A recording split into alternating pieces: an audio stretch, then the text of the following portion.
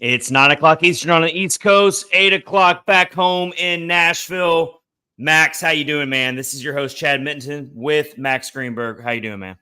Not too bad, not too bad. It's just chilling out. The NHL trade deadline just passed, and NFL free agency is going on, so my head has been spinning the last few days. Yeah, it's a crazy time of the sports calendar. Dust has settled on the trade deadline. We've seen the Preds play a couple games since then.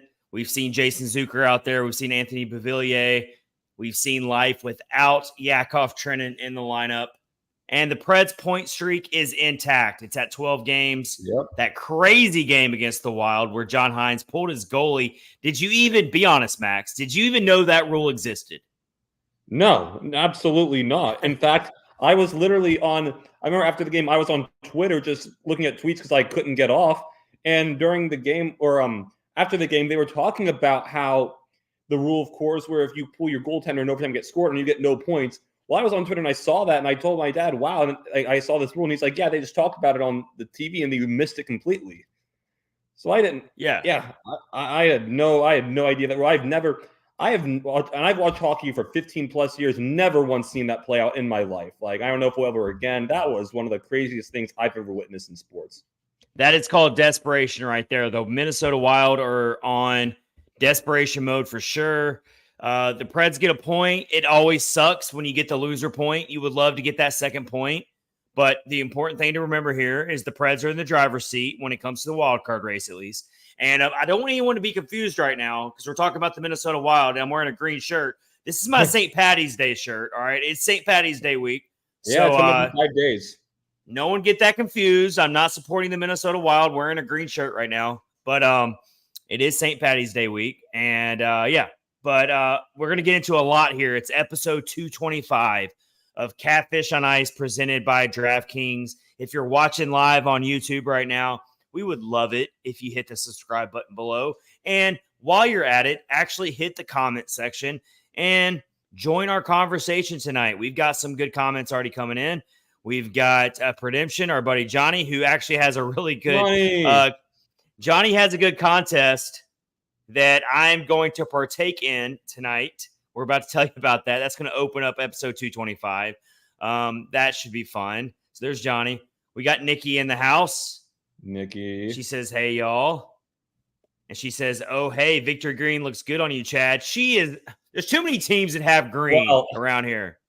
She is referencing the Stars. Fan, so, of course, she's talking about it that way, too. Okay, let me clear the air again for everybody. This is not supporting a hockey team. It is St. Patrick's Day week. All right. Anyway, I don't want to get pinched. Let's see. We've also got your buddy Matt on X. He says Max with a shake hand emoji. All right. So we are going to tell you what we're getting into real quick. All right. So opening face-off is, of course, the big news of the day, and that is Dante Fabbro. So he's out 2 to 3 weeks. Yep. Pretty significant injury, everybody, because we're talking about a top pairing defenseman here. So just re-signed to a 1-year deal, interestingly enough, but he's got an upper body injury. These things happen. Guys are banged up. Nothing to freak out about too much. The Preds have been very, very fortunate on the injury landscape over the last couple months. So no one needs to freak out like their hair is on fire right now. But it does. We're going to get into it, Max, but just it's kind of a difficult time to be shaking up your top defensive pairing. Yeah, and it's kind of weird. The other day at the trade deadline, the Preds, they didn't make as many moves as we thought they would, and one of those moves they didn't make was trading either Alex Carrier or Tyson Barrie. But now, if we're going for a playoff push, that helps. I don't know. I still would have. Looking back, I still probably would have made those moves if we could. But as far as the actual team goes right now, as far as the playoff chances, you're looking at thinking, wow, we got lucky. Yeah. All right. So we're going to really get into that more deeply in the opening face-off tonight of episode 225. Also going to talk more about as the Preds playoff chances get more and more crystal clear. We don't want to jinx it. It's not set in stone. They still have some work to do, obviously, but we're going to revisit this topic. Who do we think the Preds have the best chance of beating in a 7-game series in the first round? And I think it's a very, very valid topic to discuss because we don't know who the Preds are going to play in the first round because the top 3 of the Central Division is a dead heat. It is between you don't know who won. So you don't know who 2 and 3 is going to be in the Central Division right now, whether it's going to be Dallas, Winnipeg, or Colorado. So you got to think about that. You also have no idea whether the Preds are going to be the top wild card team or the second wild card team. That also affects who you're going to play in the first round in terms of the Pacific Division winner or the Central Division winner. So a lot is up in the air on who the Preds could play in the first round of the playoffs, if indeed they do make it. Which is I was also going to say that you don't even know if they're going to make it. But we're going to talk about it. Better make it after what we did at the deadline. I mean, they're close to a 90% odds according to most of the probabilities, but I know that things can happen. But we're going to talk about that. Also, we got a 4-pack of questions here. Who has the better Preds future?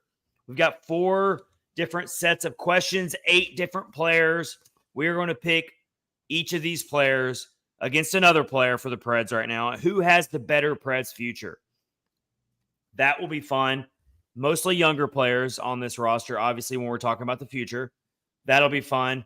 What else do we have to get into tonight? Also, the NHL points system is getting it's under a lot of fire these days. It's back in the news. The whole and it's really pertinent to what just happened with the Preds getting a point in overtime. And they've only got 4 overtime losses all year. They've taken 2 in the last week. But these teams who are piling up the overtime losses, and they are in better spots in the standings than these teams who have actually won in regulation. Yeah. So we need to talk about that. Is the point system broken? A lot of people love the idea of a 3-2-1 format where you get 3 points for winning in regulation.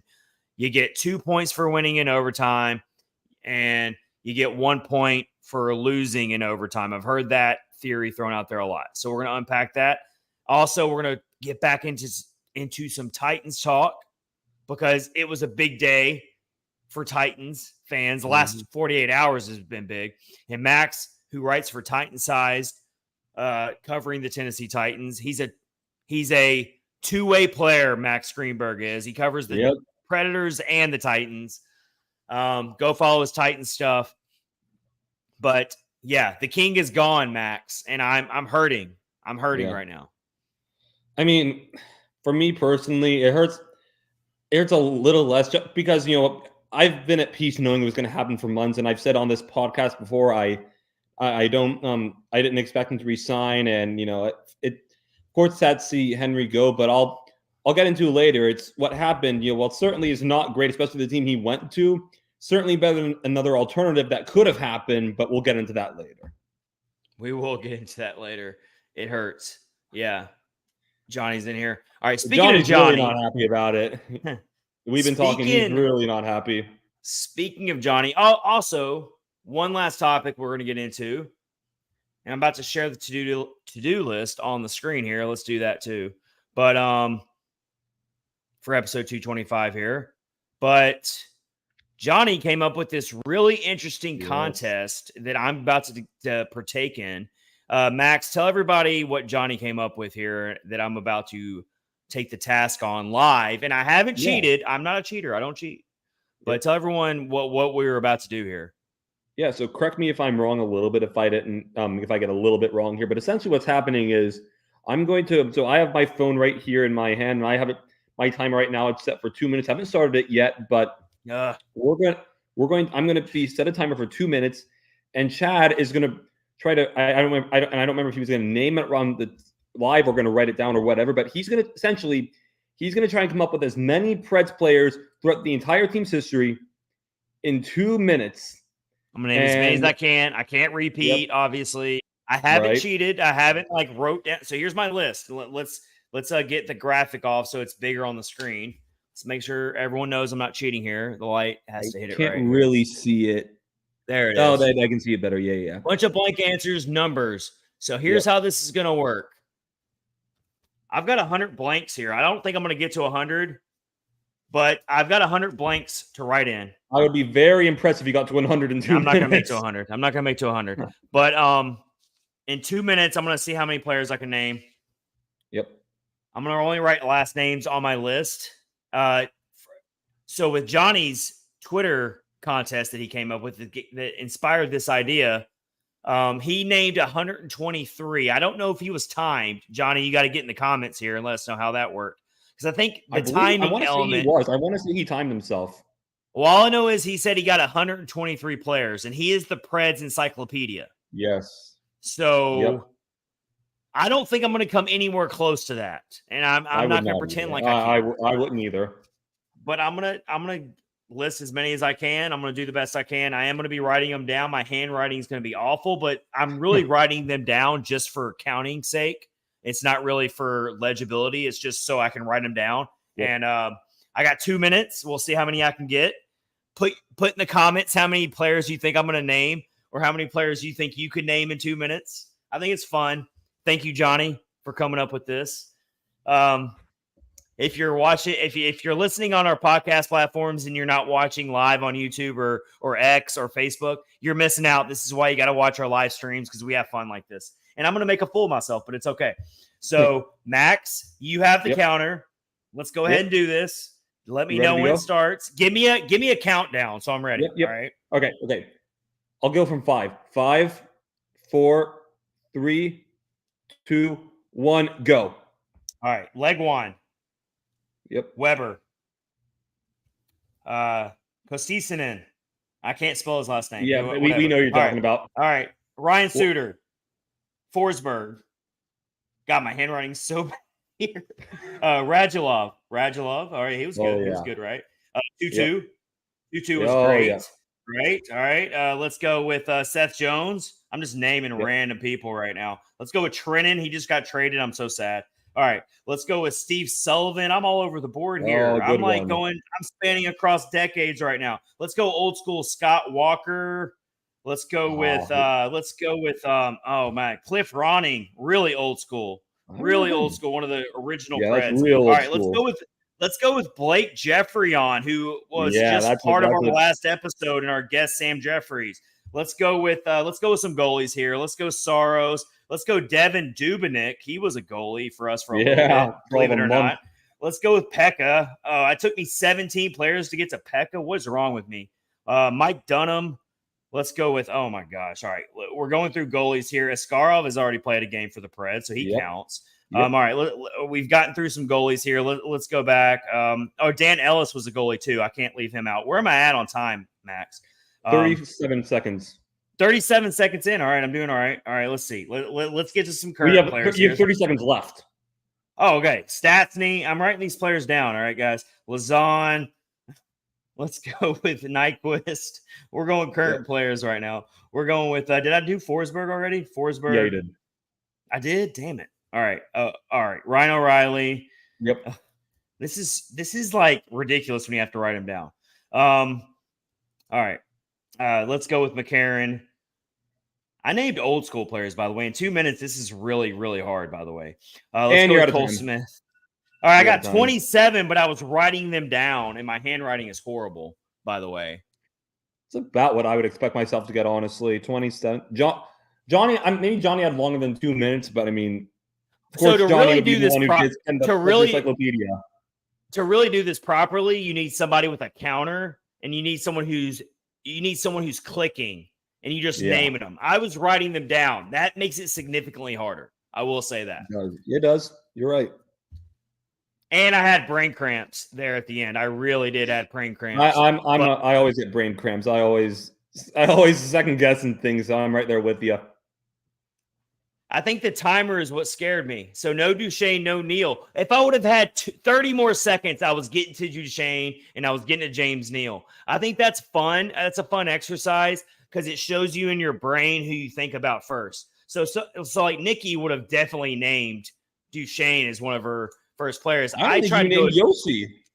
I didn't. No, because I was trying to go the different approach. I was trying to name old school players first, and then I started moving into the current lineup. And then when you told me 37 seconds left, I panicked. That's what happened. Hey, man. It's harder than it looks. When you have to It write is. them down, it's harder than it looks. But I'm sure there's plenty of people out there who would have done better.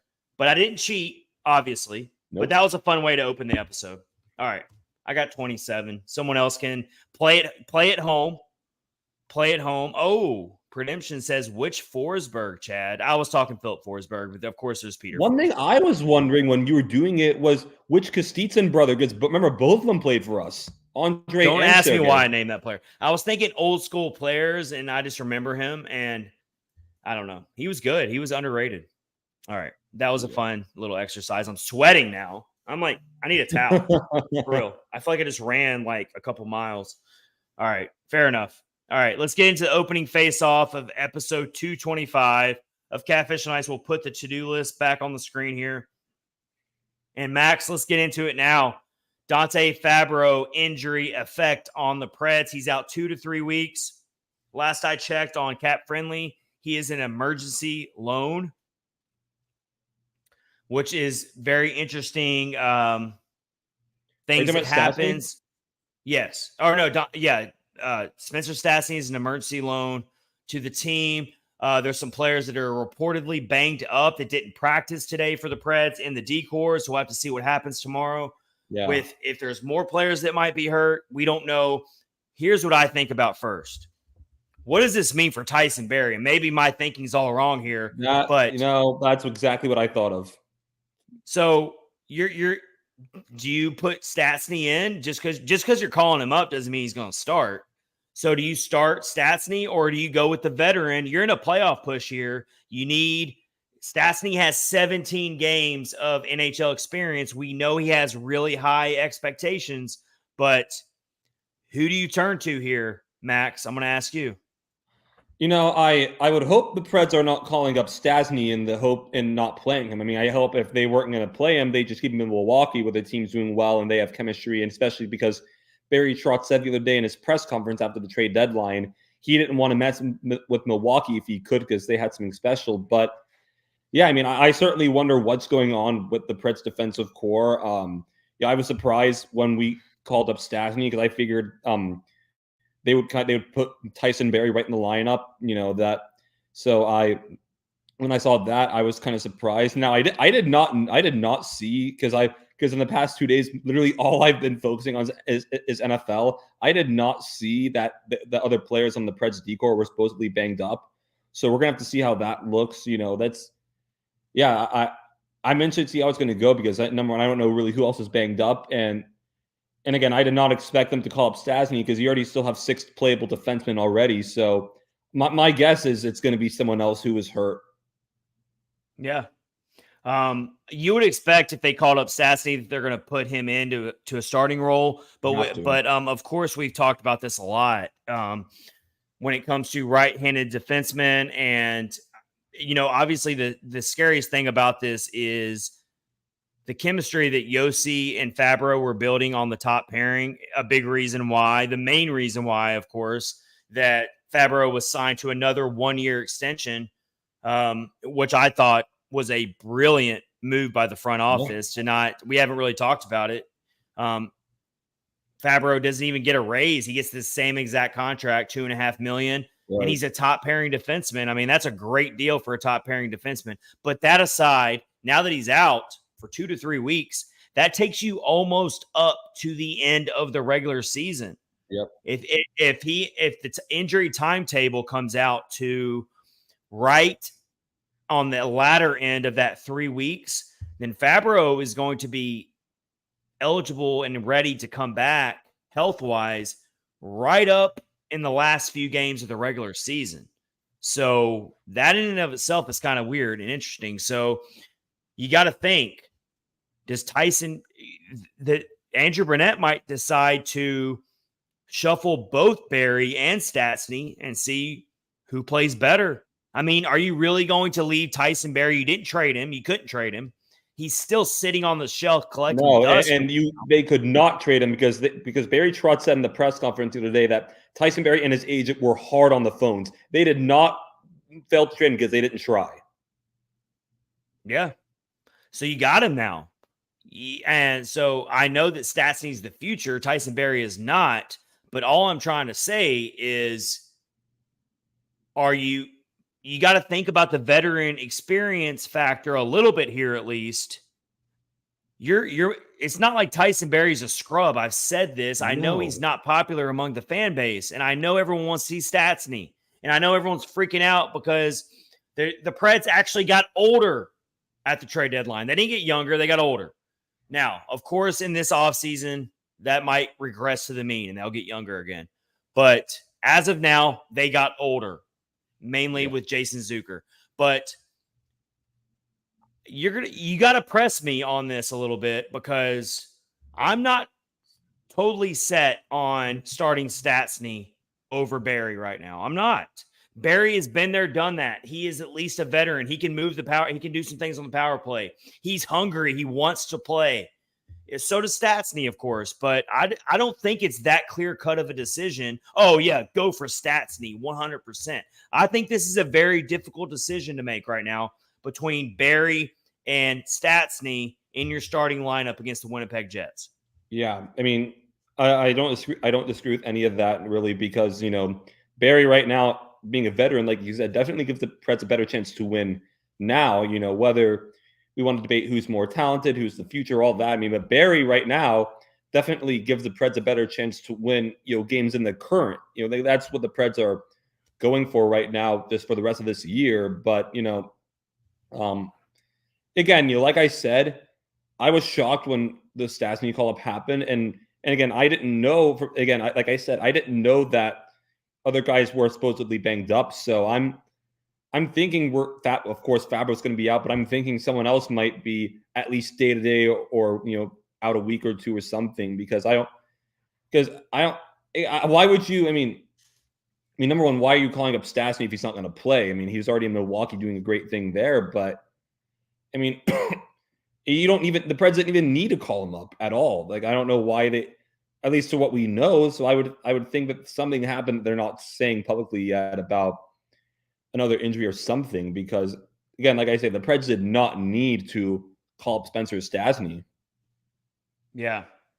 I did pose this question right before we went on live tonight. I wanted to ask some of our listeners and followers on X about what they think about this. And so we're about to put the comments on the screen here, because I always like to share what the fan base is thinking here. So this is just some of the stuff we got here. So Johnny says Josi and Carrier on the top pairing. That's my big question here, is who goes on the top pairing with Josi? And I am on full board with Johnny there. I think Alexander Carrier should be on the top pairing.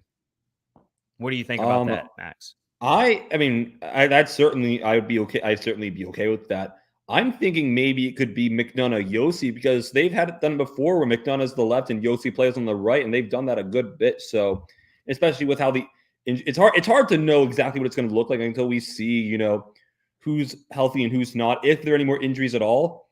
But I don't be surprised if it's McDonough Josi, because then from then on you could go McDonough, Josi, Lauzon, Carrier, and then Stastney, Shen, or maybe Barrie and Stastney, or Stastney and Barrie, however you want to do it. But I'm thinking it could be McDonough, Josi. They seem Andrew Brunette and guys have seemed to like that pairing at times. Yeah, and of course McDonough has not disappointed at all this year when it comes to his defensive presence and his leadership. And I mean, you really can't give enough props to how important Ryan McDonough is to this lineup. He does so many things throughout a game that get overlooked a lot of times. But when you really see the impacts he makes on a game, with protecting the goalie, with putting his body out there, with being in the right position, with just not making self-inflicted errors, he is so smart. So if you move him up with Josi, at least your top pairing is led by two proven great NHL players, veterans, and then, Absolutely. And then you leave Carrier and Lauzon intact, which they have been so good together recently. So at least your second pairing is taken care of there.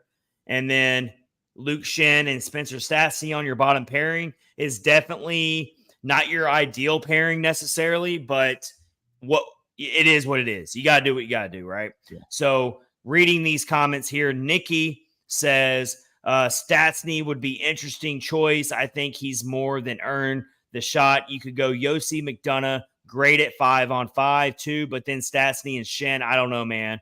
LOL. And then Corey on X also responds and says Stastney, leave Carrier and Lazan alone. They're cooking. Yeah, everyone seems to be in consensus. Keep Carrier and Lazan as a pair. That's what everyone seems to really want to keep. Yeah. So we'll have to wait and see. The Preds, we're coming to you on a Tuesday, a non-game day. Preds play the Winnipeg Jets tomorrow on Wednesday. Yep. So we'll have to see how those line combinations come out with Dante Fabbro out of the mix. Do they go with Tyson Barrie or do they go with Stastney? Assuming that they called up Stastney, you would expect Stastney to get into the starting lineup. But that just, you feel even worse for Tyson Barrie. It's like you get an injury and the guy still can't get in the lineup, you know? But I'm thinking there's something else going on injury-wise. There has to be. I've been wrong before, but especially if what you said is true, that other guys are banged up. I mean, if the report's out there, I'm thinking it's got to be. So, yeah, just so we remember, Spencer Stastney has given really good early returns in his limited time playing for the Preds. But he's only got 17 games of NHL experience. Hasn't really gotten the opportunity yet to, like, get in on offense and do all that stuff because he's new to the game. He's new to the NHL. He's in the infancy of his NHL career, obviously. But he has done a lot of good things for Milwaukee, and he's looked at as the next man up when it comes to the Preds' defensive prospect pool. So it's not a shock that he's been called up at all. We were waiting for him to be called up at some point this year. So you look at what's going on here. If they do go with Tyson Barrie hasn't played in a long time. The guy's got to be rusty. So you do have to think about that as well. That might be another factor with how rusty he is. The fact he hasn't played in a month. I mean, that's something to consider. At least Spencer Stastney's been playing hockey. Right. You know, like, I mean, Tyson Barrie's been out of the lineup. Of course, he's going to practice. Practice is not the same as games. They're just not. It's going to be a really interesting choice for Andrew Brunette to make. We're all leaning towards Spencer Stastney is going to be in the lineup and Tyson Barrie will be a healthy scratch again. But let's think about the X's and O's here. How are the Preds going to be affected in the game by losing Dante Fabbro and what he brings to the table? And what could Spencer Stastney bring that Dante Fabbro doesn't bring? Let me give you my answer and let's see what you think, Max. But my answer is I'm really worried about, obviously, the chemistry being broken up a little bit here. But secondly, and more importantly, Fabbro is a very stable defender. He doesn't have a high ceiling, or at least he hasn't shown us he has a super high ceiling on the offensive end. But I trust Dante Fabbro to do what he has to do in the defensive zone and the neutral zone, for that matter. I trust him. And he's proven it playing with Roman Josi this year on the top pairing.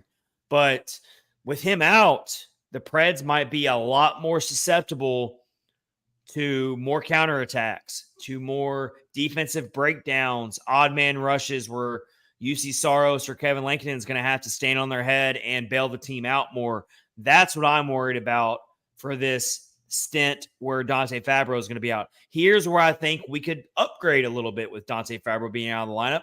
Stastney does provide more offensive pop, more speed, more chances maybe on the rush to spring the offense ahead. It's kind of it's an even swap for me. But I am really worried about the Preds getting burned on defensive chances with Fabbro out of the lineup. Yeah, I pretty much agree with all of that, to be honest. You know, Fabbro, at least with him, like you said, you know, he's nothing flashy, or not the wow factor may not really be there, but at least you know what you're getting. He's a steady, reliable defenseman. You know, one of his biggest issues used to be that, you know, the lapses that he would have, and he's really cut those. I wouldn't say he's been absolutely perfect, but he's cut those down a good bit. Still has throughout the year, and that's really been good, which has been really good for his game. So especially, with the chemistry with Yossi, that can't be replicated. So that's a huge loss too. But yeah, like you said, the offensive side of things, Stastney can probably bring an element to the game that Fabbro usually hasn't brought. So that's good news. But also another thing, and we mentioned this too with Barrie versus Stastney. With Fabbro, one thing you lose with Fabbro that Stastney doesn't have is the experience. And Fabbro is still fairly young. I believe he's 25 or 26 at this point, and so he still has a career ahead of him. But he still has a lot more experience than Stastney does, and he's been on the Preds for a while. He hasn't been going back and forth at all between Milwaukee or anything. No, he's been in Nashville for years now, and yeah, so that experience is plenty of experience that Stastney does not have, and that's not going to be replaced. Yeah. So we'll have to see what happens there. Yeah. So just to confirm, Tyson Barrie hasn't played since February 15th. That 9-2. Oh God, rubbing. That was the last time Tyson Barrie played. Yeah, that's not going to bode well for Tyson Barrie's chances. Not that he was the only reason they lost that bad, but I'm just saying he was a -3 in that game. Who was a plus in that game? Nobody. That's true. That's true. But yeah, tough times for Tyson Barrie. He's kind of held prisoner right now with the Preds, unfortunately for him. But, I feel bad for him. I really do. Let's move on here. I want to touch on a topic real quick. I didn't really mention it in the intro, but we need to talk about it. Max, I kind of just hinted at it a little bit just now. What are your thoughts on? So all I've been force fed down my throat for the past couple of years is Preds youth movement. Preds youth movement. We have to have all these young players play in the top 6, and I get all that. I love it. I agree with all that, but how much does what Barrie Trotz did in the trade deadline kind of squash some of that a little bit? Like, I mean, is it time to say R.I.P. to the Preds youth movement? Like, what do you think, Max?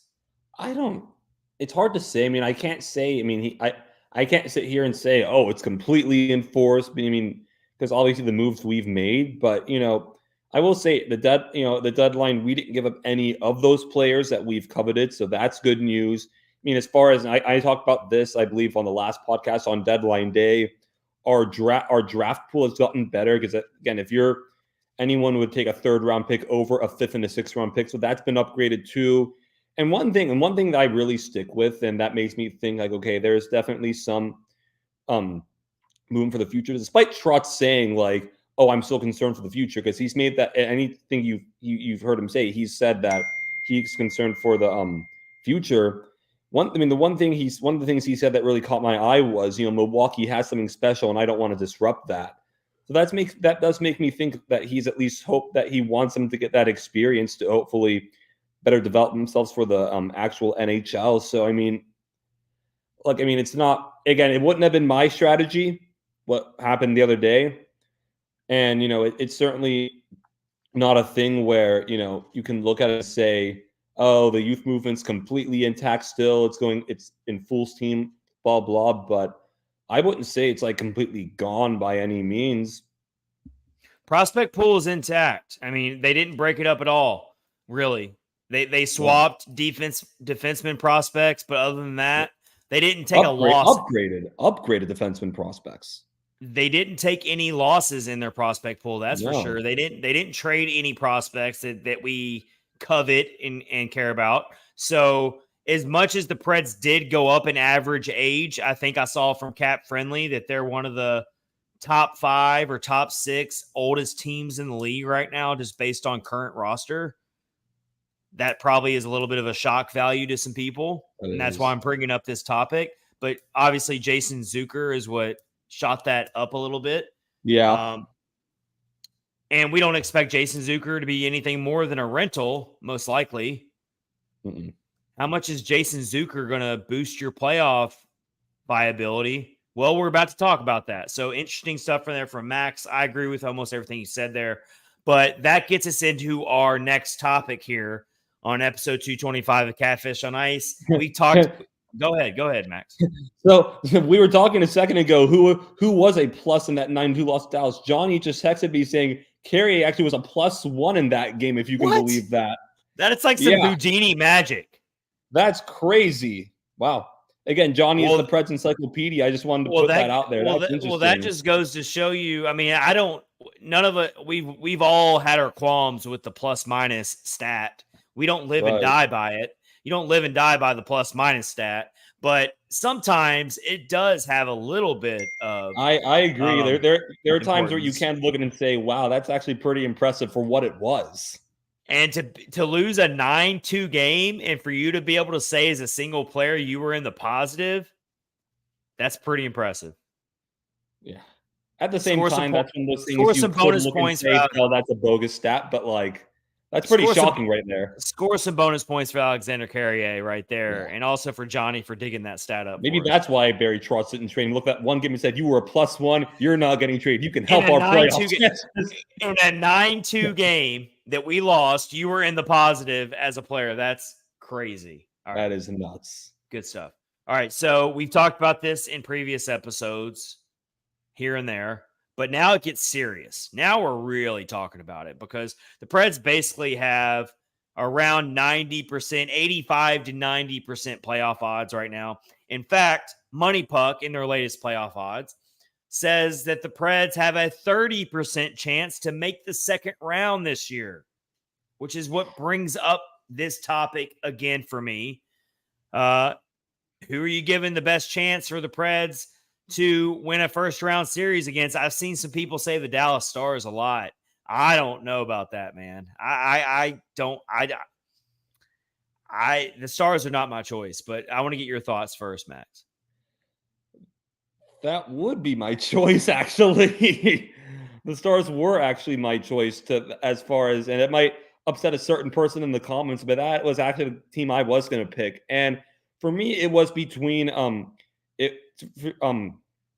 me, it was going to be between Winnipeg and Dallas, and it wasn't going to be Colorado. After what the deadline, the experience they have, I wasn't going to put Colorado in there. I would not want to see them. I don't want to see Vancouver either. They have so much firepower and how we've looked against them this year. I wouldn't want to face them. The reason I said Dallas, and I had to go back and forth a little bit, is actually I was coming up with some arguments, and when I looked at Dallas and Winnipeg, some of the arguments I was going to use for Winnipeg that were actually could apply to Dallas too. The one thing that the biggest reason I put Winnipeg over Dallas is all things equal. I think those are both very good teams, both deep teams. But I think the reason I put Winnipeg over Dallas, because when it comes to goaltending, I trust Winnipeg more than Dallas. Connor Hellebuyck, and another reason I thought, and I will say this kind of applies to Dallas too, because Tyler Seguin's been out for about a week or two now, and they've been still winning. But Winnipeg, they played some of their best hockey of the year when Kyle Connor was out of the lineup, which is crazy. Yeah, that's literally and Tyler Seguin is no slouch of a player either. But I would say Kyle Connor matters more to the Jets right now than Tyler Seguin matters to the Stars. And also another thing, and this is me being a little nitpicky because I can't say too much about this coach because he's been to the playoffs a lot. And if you've accomplished what this coach has accomplished, then you're still a pretty damn good coach overall. But Peter DeBoer has had some pretty bad playoff meltdowns over the years.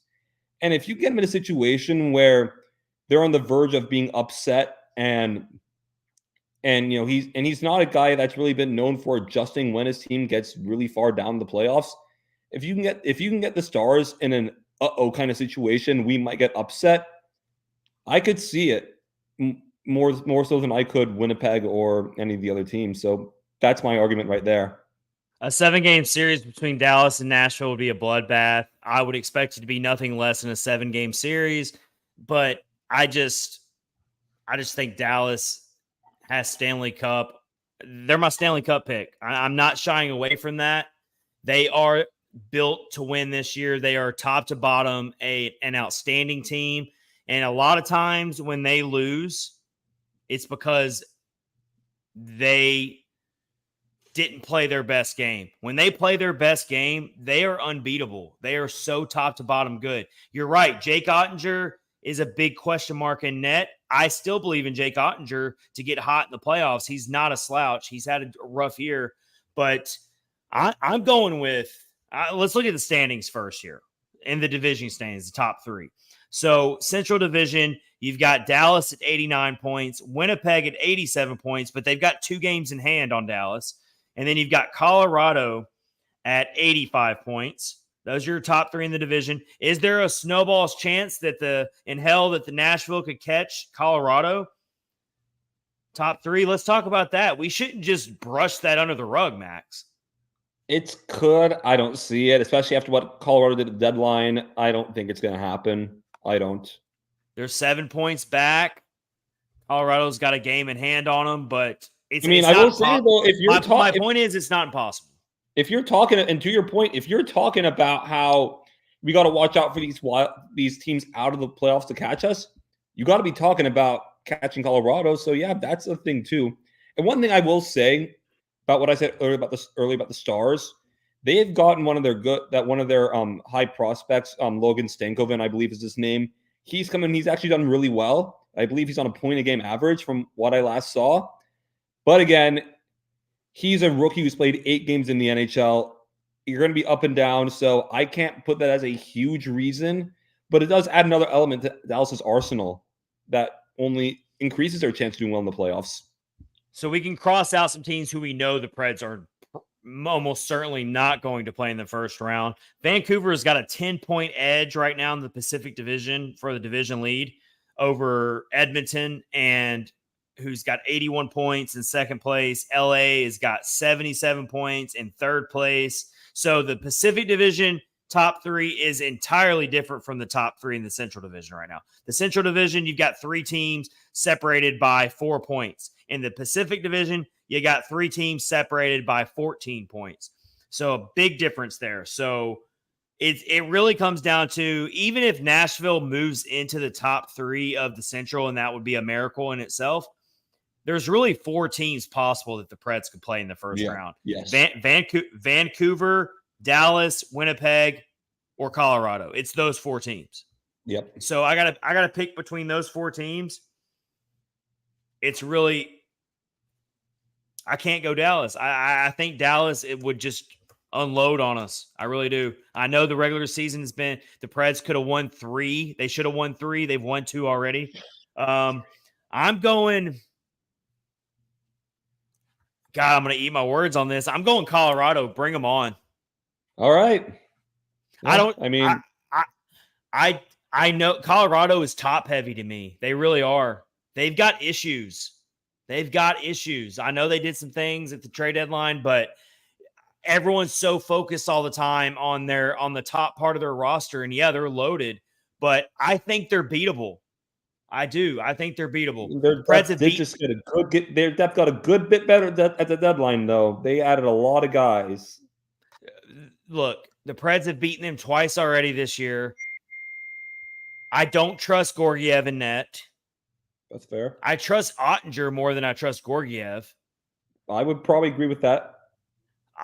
It's tough right now. All right, look, I definitely don't want to face Vancouver in the first round. No. Obviously. We can agree on that part. Winnipeg, the Connor Hellebuck effect. I could see us playing Winnipeg in the first round, and Connor Hellebuck has a first round series of the ages. The Preds play great. They throw everything at him, get 40 shots a game against him, and they just can't crack through, and Winnipeg beats him in 6 or something. I could totally see that happening. When I look at Dallas potentially in a 7-game series, they look like a team to me that is going to flip another switch when it comes playoff time, and they are going to mow through some people.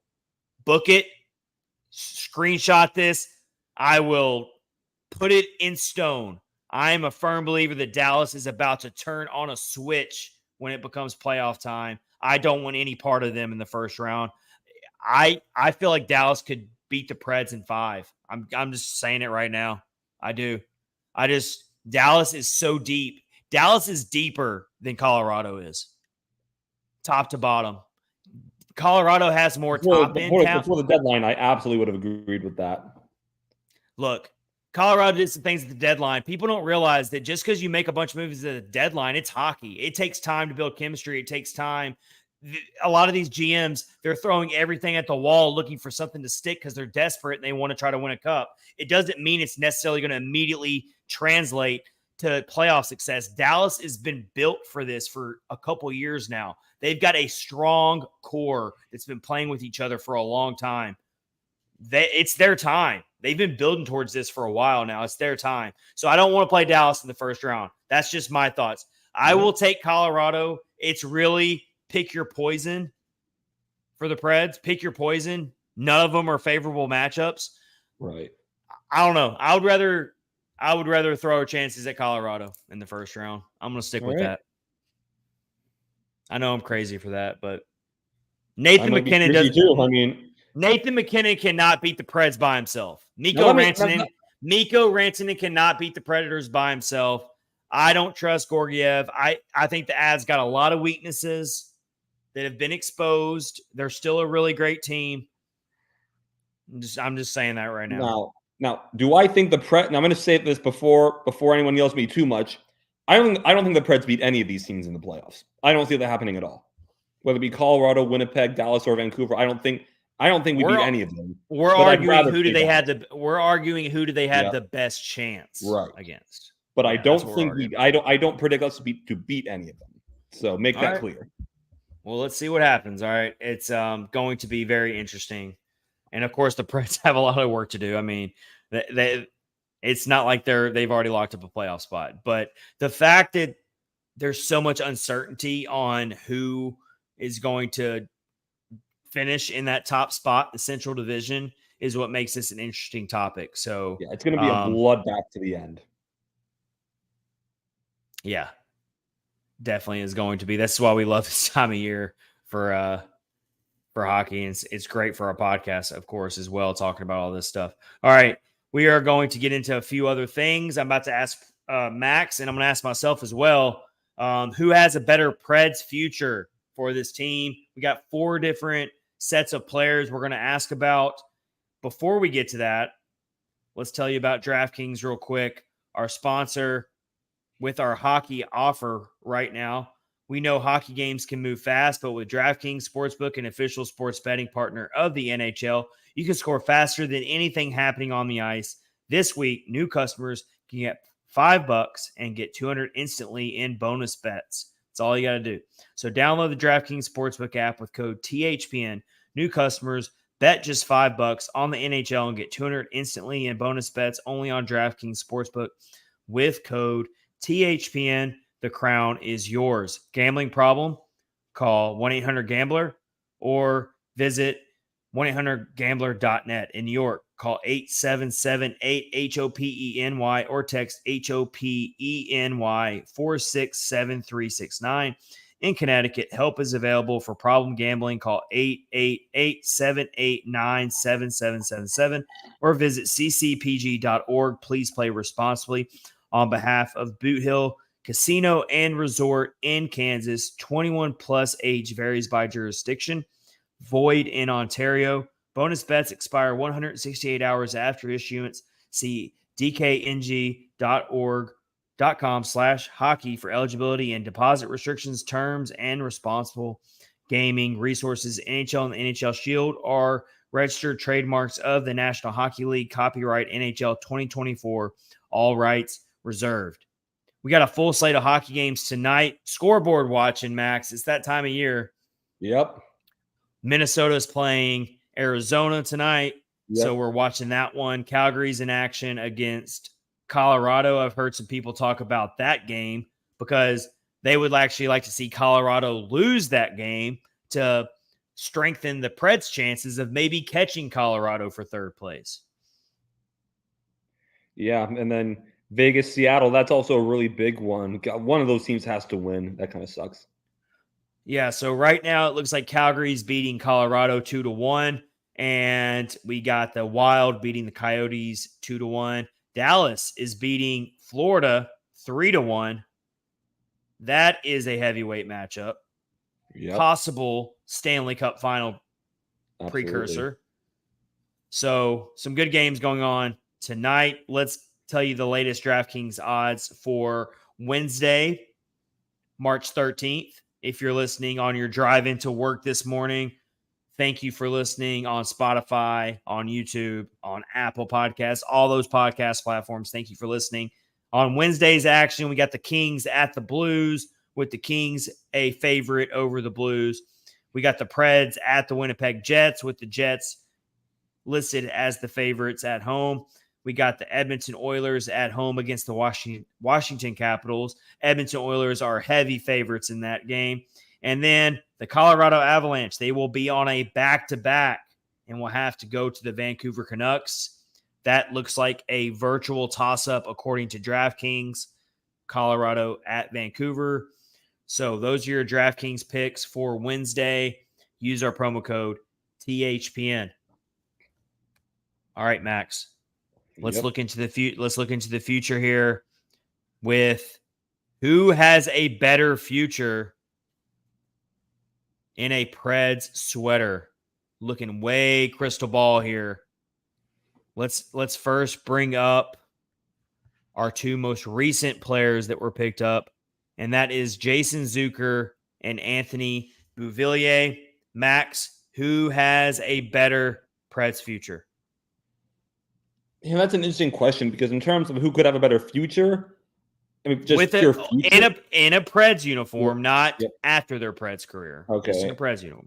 Even still, I mean, it's so tough because and Beauvillier could be on the team longer because he's younger, but in terms of how I think they're going to do on the team, in terms of when it's all said and done, I don't think either's going to be here after this year.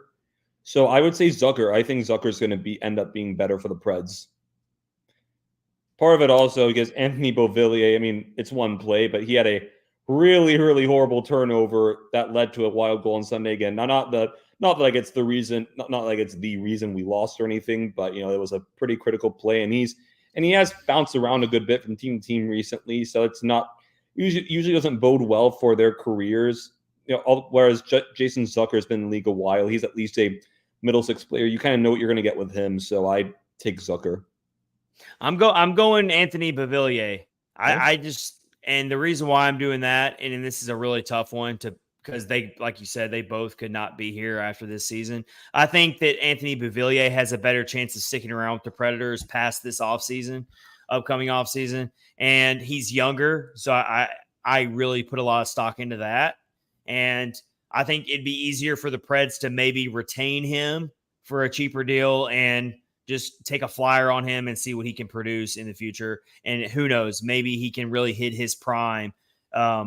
He's been traded around and bounced around so much that do we really know what Anthony Beauvillier can do? I do not see the Predators keeping Jason Zucker past this year. So unless Jason Zucker is about to just go into full-on beast mode in the playoffs and somehow be the sole reason the Preds win a first-round playoff series, unless I'm predicting that, which I'm not, I'm actually going to go with the younger Anthony Beauvillier, who has a better Preds future. But that's a tough one to pick either one of those. Yeah, that absolutely is. All right, let's go to some more current Preds players who we feel will definitely be with the team into 2024-2025. Two fan favorites here in the young core. Who has a better future, Max? Philip Tomasino or Cody Glass? Oh, man. I'll start by saying this. There are two guys, although they're talented. I personally, at this point, maybe last year have been a little different. I don't feel great about either's future on the team, to be completely honest with you. This might seem, this is a controversial one. This might seem crazy, and quite honestly, based on the way I've talked about him, I don't think I've said anything disparaging about the guy. I don't think people would expect me to have this. I'm going to say Tomasino. I think, when he's been on the ice, he's been good. It's been a matter of keeping him on the ice for whatever reason there is. But, he's been on the ice. And Cody Glass, and I don't want what I'm going to say to be taken the wrong way. And I will say, just me personally, with what I know I am, I relate a lot to what Cody Glass goes through, but he seems like, I mean, it very much seems like he's the kind of guy who goes through like a lot of emotional swings. It seems like his confidence does get rattled fairly easily. And, he's the guy you absolutely want to have a future. You want to do well. He's such a likable guy. But is he going to, I hate to use this term, but is he going to be too fragile to make it in the NHL from now on, and mentally speaking? I worry about that with Cody Glass. I really do. And I hate to say it because I relate to him in a lot of ways, with how emotional we can get a lot of times. And you want a guy like that to win. But I worry about it. I really, really do. If I'm I'm right there with you. I do.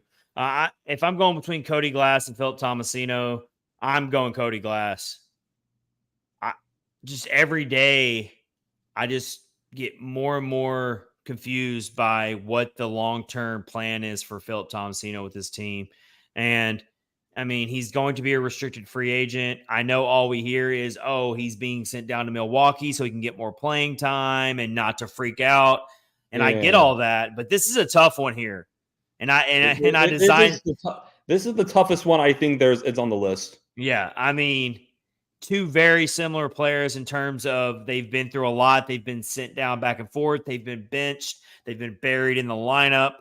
Cody Glass, everything he went through with the Vegas Golden Knights, then he lands with the Preds. He gets a hat trick only to get healthy scratched. Yeah. Twice in a row. We'll have to see if he gets back in the lineup against Winnipeg. It's hard to make a bright future when you're not playing and you're a healthy scratch. But I'm going Cody Glass just because I think he offers more as a hopeful center, but also can play wing. But this is a really tough one. It's really tough. This one is. Yes. All right. Let's move down to the list here. Better Preds future. Next up, another couple young key players to the franchise.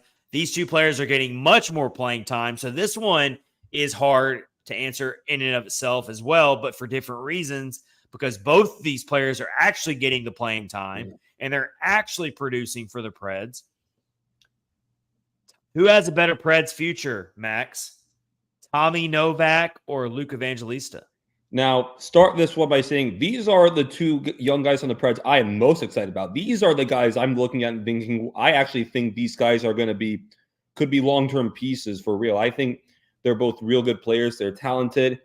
And Evangelista, especially in the past few games, has really, you've seen his confidence really, shoot up through the roof, honestly. The way he's playing out there, the kid has so much talent. I'm going to go with Tommy Novak, though, just because I think what we've seen so far is a little better. It's not a ton, but I think, especially through last year, Tommy Novak was, I believe, 43 points in 51 games. He was already producing at a really good pace. I mean, not elite, of course, but especially for a guy with that little experience, he was doing really, really well. And also, this isn't, it's kind of lame to use this in the evaluation of players, but in this case, when it's really this close, I think it matters a little bit. The fact that Tommy Novak plays center, which is a more valuable position than wing, I think plays into it a little bit more. So I'm going to go with Novak for the reasons I said. But man, these guys, I think have bright futures, and these are the guys that I'm two of the guys of the whole youth. Because when you look at the whole Preds youth movement, you can't say you think everyone has a great future on the team. These two guys, this far into the year, these are the guys I really think have really, really bright futures with the team. Yeah, for sure. We're talking about two players who are the key cornerstones to the Preds youth movement right now, Tommy Novak and Luke Evangelista.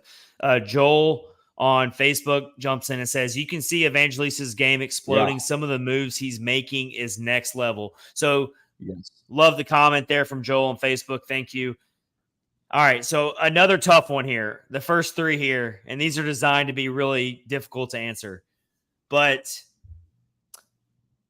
I almost went Luke Evangelista because I think Luke Evangelista has more superstar, high-end, highlight reel type of talent. But Tommy Novak's the more well-rounded player. I think Tommy Novak can pile up more points than Luke Evangelista long-term. but Luke Evangelista is going to have way more highlight reel, Sports Center top 10 type of goals, right? Probably, yeah. So I like Tommy Novak's long-term viability more than I like Evangelista's. Again, it's really hard to pick between these two, so don't come at me and say I'm a Luke Evangelista hater or anything. But I'm going Tommy Novak slightly for a lot of the reasons Max just said. Tommy Novak's a playmaker. He's a producer. He can affect the game in many ways other than just scoring goals. But the guy can also score goals when he gets loose in the slot. He has a great shot. He's a great wrister. Evangelista has more superstar ability, I believe. His ceiling is probably higher than Novak's, but there's no guarantee that any player is ever going to reach their ceiling. So I like Tommy Novak's stability a lot more than Evangelista's. So I'm slightly, ever so slightly, going to go with Tommy Novak in this question of better Preds future, Tommy Novak or Luke Evangelista. So me and Max agree on this one, Tommy Novak. But Nikki's been roasting me all night. She says, I roasted you enough tonight, Chad. That's all right. Hey, bring it on. I love it. I deserve it. A lot of times I deserve it. So, Nikki, I'm not even mad about it. Roast me all you want. One thing I want to mention, also, I didn't mention with Novak and Evangelista, and with Evangelista, and I will preface this by saying I fully expect to get better with Evangelista as his career goes on. He gets bigger and stronger. But one thing that it feels like he gets bodied off the puck a lot, and that's probably due to him being a little small and inexperienced. But Novak's also been a lot stronger on the puck. That kind of goes back to the center versus wing scenario, because being a center, you definitely have to be stronger and more physically imposing. But again, that's something with Evangelista I think is definitely going to get better as it goes on. But right now, from what we have, it's another reason why I probably go with Novak in this situation. All right, here's the last one. Two players. One is getting ready to be back in the lineup. The other one has also played with the Preds for a little bit, but we're going with two players who have not played a ton. There you have it. Yep. Spencer Stastney or Igor Afanasyev. This one, I don't know about you, Chad. This one for me was probably the easiest one. I say Stastney, and neither one sample size is that great, but the sample size we've gotten, Stastney has put together better stuff so far than Afanasyev. And again, this one I would say is the easiest one to say right now. It's probably the one that has the most potential to change, just because we've seen so little from both of them. But what we've seen when Afanasyev played, it was so obvious that he wasn't really ready. Not even mainly, I don't even really count the games he played this year because he only played 2 games. Last year when he played, it was pretty obvious he wasn't ready yet. But Stastney, I think, from what we've seen, that guy looks NHL ready right now. He's already scored a goal. He's been a good two-way defenseman. So I would say right now, Stastney, it's really not a question for me right now. I'm gonna go Igor Afanasyev. Really? Okay. I am. I think Igor Afanasyev is one of those players that's just he's simmering. He's just waiting to get his chance. He keeps getting better and better. He's playing for Milwaukee this year. He's only got 26 points in 57 games. I just think that Igor Afanasyev needs that long-term NHL time. And until he gets that, we're not going to see his full potential. I don't think he's gotten the same amount of long-term looks as other prospects have gotten to really know what we have in Igor Afanasyev. I think it's still a complete mystery, but I just like his heavy hitting physical presence and raw talent that he has. And until we see him get long-term stretches of NHL hockey, the jury is still out on Igor Afanasyev. And I'm probably going to be wrong on that. This is another tough one for me. Spencer Stastney, I don't think his ceiling is as high as Afanasyev's, but I do think that he could have a good NHL career. I just don't know enough about Stastney as far as whether he's going to always be a middle 6 defenseman or if he can eventually be a top pairing defenseman. We don't know. These two are very big mystery prospects for this team. Stastny's getting his time now, so we'll see what happens. Afanasyev, we don't know. Yeah. Well, yeah, I'd say Stastny, but yeah, you never know. Again, both these guys are still really unproven at this point overall. All right, good stuff there. All right, one more thing we have to cover, hockey related, and then we're going to get into some Titans time because we have to talk about NHL free agency and everything that's happened with that. And I need Max to really get me caught up on what has happened in NFL free agency. I've been all over it. But until we get to that, let's talk about the NHL and their point system because it's a big topic of conversation right now and debate. Max, do you think they should leave it alone, or do you think that they should change the whole system of overtime losses get you 1 point and regulation wins only get you 2 points? You don't get rewarded any extra for beating a team in regulation, which is being proven to be more and more difficult these days. I think that teams who win in regulation should get more of a reward in the standings. Yeah, I definitely don't think they shouldn't mess with it at all. I think the system right now is pretty bad the way it is. I'm in favor. I like the 3-2-1 system that people have said. 3 points for regulation win, 2 for overtime win, and 1 for a shootout or overtime or shootout loss, and then nothing for regulation losses. Yeah, I mean it's the system itself is not looking good. And one example I saw the other day was look at the team like the Preds versus a team like Boston. The Preds have 37 wins on the year. Boston has 38. Yet Boston has 91 points and we have 78 because Boston has 15 overtime losses or shootout losses. So they've accumulated points from just making it to overtime. And I believe the same thing almost happened to us a few years ago. We got burned it was the year where the COVID realignment happened, and we were in the same division with Dallas, which we always are. But still, Dallas was like right on our tails for that final playoff spot because of all the overtime and shootout losses they accumulated, and we didn't have. And we had many more wins than they did, but because of those overtime shootout losses, they were like right there. And I don't think it's a great system the way it is. So I definitely think the 3-2-1 system, or maybe if they were going to do that, maybe they should do a system where like it just wins and losses, and that's it. You either win the game or you lose it, and just either do 2 points for a win and nothing for a loss, or just do straight record based on wins and losses, and that's it. No, I mean, I don't want to go that far with it. I think the 3-2-1 system is the only way you can go if you're going to change it. Otherwise, just leave it alone. But another example here of the disparity this year that really look at a team like the Devils, who has 2 more wins than the Islanders, but the Islanders have 14 overtime losses. The Devils have 4 overtime losses, but they are 6 points behind the Islanders in the standings. And the Islanders are one of those teams that that are right on that playoff bubble. So, they're right there. The Devils are going to try to catch them. But you look at it, regulation wins. So think about it from this perspective. If you were doing the 3-point regulation win system, the Devils have 2 more regulation wins, 3 more regulation wins.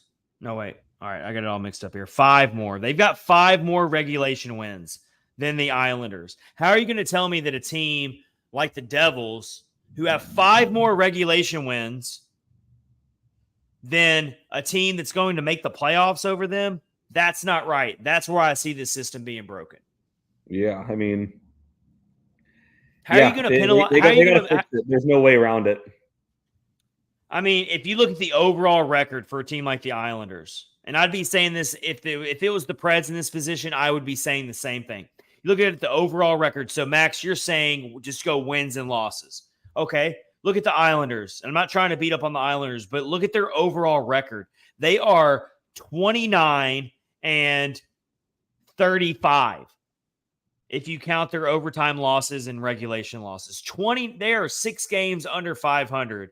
And they are ahead of a team like the Devils, who are 31 and 34, which is also not a good record. But the point is, it's broken. These overtime points are annoying. And it really only comes up in seasons like this where teams are piling up this many overtime losses, like you're seeing.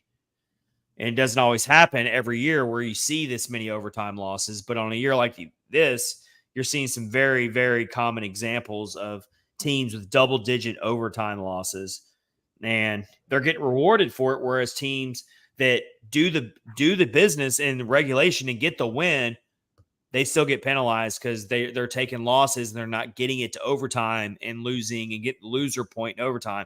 It's just a broken system. I think they definitely have to explore changing it. Yeah. I think either what I said be a step up from what it is, but what it is now is not cutting it.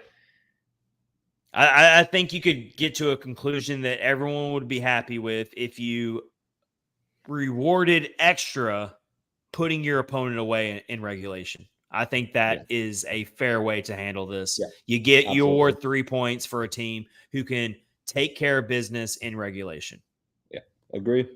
And it would make the playoff race a lot more interesting as well. Let's think about it. If that rule is in place, let's say there's 3 points on the line now for a team that's 8 points back with 5 games left or something like that. That team's going to be a lot more aggressive in regulation to try to put a team away and get the 3 points. So I think it could be good for the NHL, actually. It could make it even more exciting down the stretch. It could extend playoff runs for teams who might be out of it normally, but now you can get 3 points per game. You can make up more ground. It leaves teams in it a lot longer in the playoff race. I think that's the way the NHL has to go with this. Yeah, I would do that. All right. We're going to wrap up episode 225 with some NFL Titans talk. A lot has happened. Max Greenberg, writer for Titans Sized, is going to get us the latest on Derrick Henry. He's joining the Baltimore Ravens of all. Yep. Was there a worse team, Max, that he could have gone to? All right. What's the worst team? The Houston Texans were apparently in talks. Oh, that was where I was going to like if with Henry on the Ravens. I don't like the Ravens, but with Henry on the Ravens, I can at least look and be like, okay, Henry's on there. I can at least root for Henry and be happy for him there. If you're on the Texans, though, I'd be lying if I were thinking the same exact thing. If that happened, I would have been like, because we would have to face him twice a year, and we don't even play Derrick Henry next year. We may not even the year after. So we may not even see them for a while. That's good. So what do you think about the contract that Henry got? And do you look at it and think, wow, why didn't the Titans just pay him that? I don't know, and I'll get into it in a second with the other guy. One of the guys we signed, but the more you think about it, or I think about it, and other people said, and I got a comment on a tweet that one of my tweets said this when I was kind of panicking about it. It's really not about the money or anything like that. It's about Henry wants to win a ring. He's 30. He wants to do it quickly. The Titans are looking to rebuild, going in an altogether different direction. There's no hard feelings involved. Sometimes it's better for two sides to part ways. And Henry played his time with the Titans. He had the epic send-off. There's nothing to look back on Henry's time with the Titans and be like, he didn't do what he was supposed to. Of course, he didn't win a Super Bowl, but it's a team game, and Henry did everything he could. And so, I think it made sense for both sides to part ways, and that's really all. It's just a simple thing. Again, not about money or anything. It's just both sides wanted different things, and I think that's really all it is. So, tell us about the new running back in town, Tony Pollard, former running back for the Cowboys. Much more speedy, much more pass friendly. Am I right? Yep. Or the Titans? Yep. Titans are about to become a much more vertically passing type of a team, right? Yep. And I'll talk about the other signings here too. And I've actually been updating Twitter when I've been on this podcast, make sure I don't miss on a signing. But the Titans made 4 signings yesterday. The first of which was Tony Pollard from the Dallas Cowboys. That was the one that shocked me the most. I expected the Titans to be in on the second or third wave of running backs. I expected more of like a kind of bruiser, ground and pound guy to pair with Tyjae Spears, because Tyjae Spears also is a electric speed pass catching back. But when you think about it too, it definitely makes sense with Pollard, from a surface standpoint, because you're number one, it shows the Titans are committed to changing their offense from going from more of this ground and pound, show what you're doing, predictable kind of offense to now whenever anyone's on the field, you're not going to know whether the Titans are going to run or pass, because Pollard and Spears can do both. And So from that standpoint, I think it really makes sense. I imagine an offense like the Miami Dolphins, speed running backs with Devon Achane and Raheem Mostert. That was an absolute headache for teams, but yet it's not the total focal point. So from that standpoint, I think it makes sense. As far as the financials, and I will say we don't know for sure yet because we have not, at least I haven't seen. If any Titans fans are on this watching, let me know if they've seen it. I've been on Twitter. I haven't seen. I don't know anyone that has, but as far as the annual average value is a little bit more than I want. 3 years, $8 million a year. I did not want to pay running back that much, but again, it's not one of those things that's going to kill the Titans. And I will say, I did hear, I saw that some teams were in a bidding war for Pollard, and the Titans won out. So probably makes me think that guaranteed money is going to be a little more than we want. But again, as far as the player we got, Tony Pollard is, it is a really good player, and you're going to get a legitimate two-back offense with committee, and that's what the Titans want to move to and that's the modern day of the NFL offenses now, two running back offense, and speed kills. So yeah, I speed pass catching. I think it moves. It's definitely a move for the direction of the Titans, and I think it's a good player we got. Okay, so real quick, touch on a couple other players the other players we've picked up, and then what else do the Titans need to pick up? And then also, do you think that they have gotten better so far in free agency? Yeah, so I'll also go to my favorite signing so far in free agency for the Titans, Lloyd Cushenberry, starting center last year for the Denver Broncos. Absolutely loved that signing. With the Titans, it's no secret, the offensive line was a walking train wreck. Yes. There's no need to sugarcoat it. And center was no different. Aaron Brewer, and Aaron Brewer gets a lot of hate from the Titans fan base. Obviously, pass blocking, he's a liability. Can't deny that. Running game, he was a huge asset, though athletic, but with his size and strength, it was just not going to work out for him. But Lloyd Cushenberry was one of the best centers last year.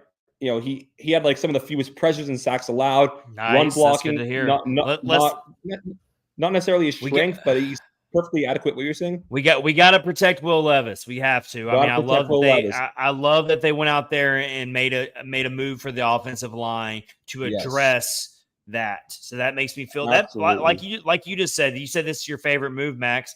You're getting me on board with it. I mean, I love that they made it. They addressed this. This is great. Absolutely.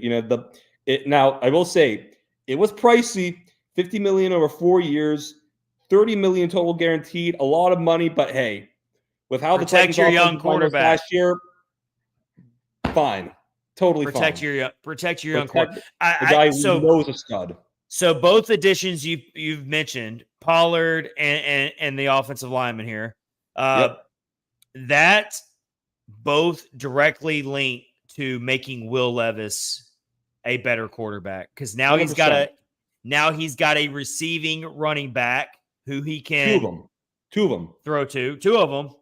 Yep. And now he's got protection. So clearly not they're doing things. The offensive line, at least I hope. Yeah. I still want us to sign a tackle. We haven't done that yet. Go to the defense, though. Touch on the defense real quick, and then tell us, do you think this team's gotten better? And then we're going to wrap up this episode. So 2 players Titans signed on defense. The first was another really good signing, Chidobe Awuzie from the Cincinnati Bengals. Really good corner. He's been consistent over the years. He tore his ACL in 2022. Wasn't quite the same, but everyone kind of knows one year removed from your ACL injury is going to be a little rough, but the 2 years removed, that's when you're typically going to see the full recovery. And Awuzie, he's a really fast corner. I believe he ran like a 4.43. Speed is really important for a corner. And again, like I say, a guy who's really been consistent over the years. He got a 3-year contract, $12 million a year, $36 million total, $23 million guaranteed. Really like that deal. And also important in that deal is he was from the Bengals, and our head coach now, former Bengals offensive coordinator, two guys, they know each other well. So I absolutely trust right there. Brian Callahan knows he's going to be good for the culture. And again, that's a big help for the secondary. Again, secondary was one of the many areas of the Titans that was bad last year. Again, a bad team, but secondary especially was bad for the Titans last year. Final signing of the day yesterday, probably the one where probably most confusing, but still understandable. They signed former first-round linebacker Kenneth Murray to a 2-year, $18 million deal. super athletic guy, and that was a issue last year with Titans linebackers. They weren't really that athletic, especially Jack Gibbons, a guy for the Titans last year. While he was a guy who was really, really smart and knew where to be all the time, but because he was super unathletic, it was hard for him. There were plays where pretty much anytime anyone got to a side of the field and bounced to the outside, it was over against Jack Gibbons. That's not going to happen with Kenneth Murray. At least it shouldn't, based on athletic limitations. He's really good blitzing, stopping the run, shooting the gaps, all that. But where he really lacks is, overall in coverage. He's been a train wreck there. You don't ever want him on, dropping back. That wouldn't go well. Because of that, the Titans are still going to want to add another linebacker. And that's one area I'm not getting a little worried about. The linebacker market's kind of dying up a little bit, but I do like how Ran Carthon wanted to get a more athletic linebacker. That definitely helps a lot. And if we can get Murray in a position where we can utilize his strengths and hide his weaknesses, that's really good. Don't they need an edge rusher as well?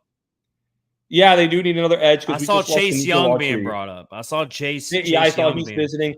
I'll be honest. I don't really love Chase Young very much. The big reason why is because he tends to take plays off from time to time. There was a play in the NFC Championship where the Lions scored a touchdown, and he literally was not even jogging. Like, he was literally just kind of walking and watching that get in the end zone. That's not even like it was a fluke. That happens from time to time. I really don't want a guy. I mean, you cannot deny his talent. I mean, he was a second overall pick for a reason. He won Defensive Rookie of the Year when he did for a reason. But, he hasn't been quite the same since towards ACL, and also he does take plays off.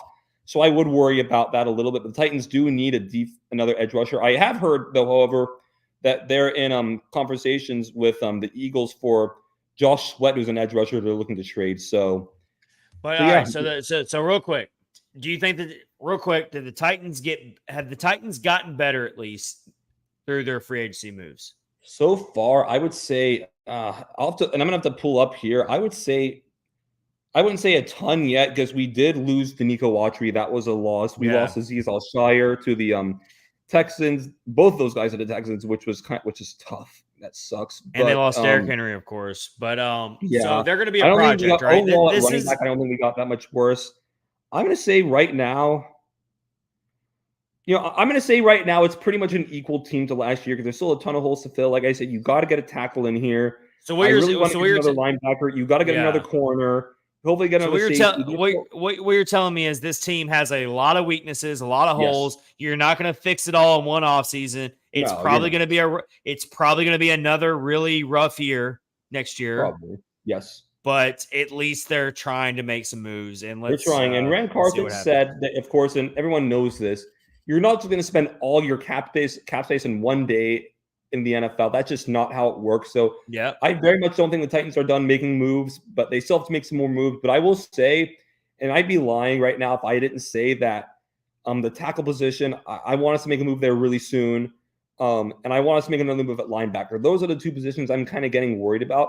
I will say also, from what I've heard and I've seen on Twitter and from pretty reliable sources, they are right now in conversations right now for potentially to acquire L'Jarius Sneed from the Chiefs, a guy who was a stud corner, franchise tag. That would be a huge addition. Would have to, hopefully we don't pay it too much.